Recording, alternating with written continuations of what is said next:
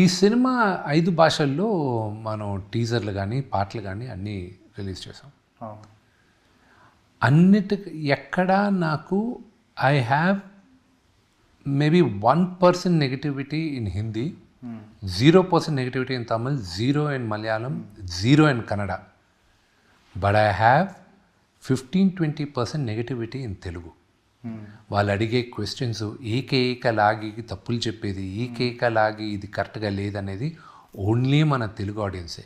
తప్పు అయితే భారతదేశంలో అందరూ తప్పు బాగలేదని చెప్పాలిగా, యూనిఫామ్గా ఉండదు. ఓన్లీ ఎందుకు పనిగట్టుకొని కొంతమంది మాత్రం ఒక 15%, 20% మంది మాత్రం కంటిన్యూస్గా ఇది చేస్తున్నారు. It's a proof.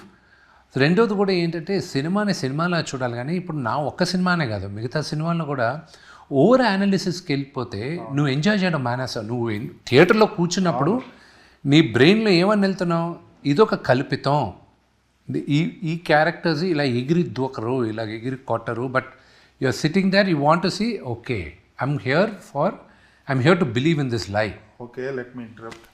ఇదే రాజమౌళి గారు తీస్తే same shot, they won't question. But another thing also, what I realized in that when RRR won the Oscar, ప్రతి తెలుగువాడు గర్వించి కాలర్ ఎగరేసుకున్న మూమెంట్, వాళ్ళు గోల్డెన్ గ్లోబ్స్ గెలిచిన, హాలీవుడ్ క్రిటిక్స్ అవార్డ్స్ గెలిచిన, ఆస్కర్ అవార్డు గెలిచిన, అసలు ఎంతమందికి అక్కడ ఇన్విటేషన్ ఉంటుంది వెళ్ళి అక్కడ కూర్చోడానికి Oscar award. It's an Olympics for us. ఒక స్పోర్ట్లో ఉన్నప్పుడు అది ఒలింపిక్స్, ఆ స్థాయి అది ఆస్కర్స్ ఉంది. అది గెలిచిన తర్వాత కూడా కొంతమంది విమర్శ కూడా చేశారు.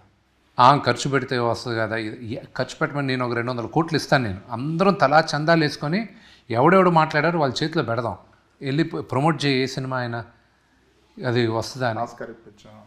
The cannot. You should appreciate it. గర్వించాలి, కాలర్ ఎగరేసుకోవాలి. మా వాడు వెళ్ళి కొట్టాడా అక్కడ.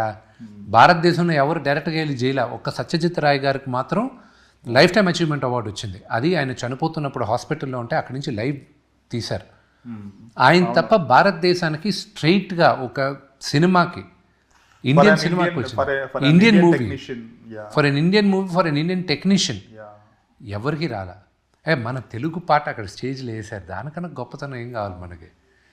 మా వాడు ప్రేమ్ రక్షిత్ వెళ్ళి అక్కడికి వెళ్ళి ఆస్కర్ అవార్డు దీంట్లో నిలబడి కోరియోగ్రాఫ్ దాన్ని కరెక్ట్ చేశాడు.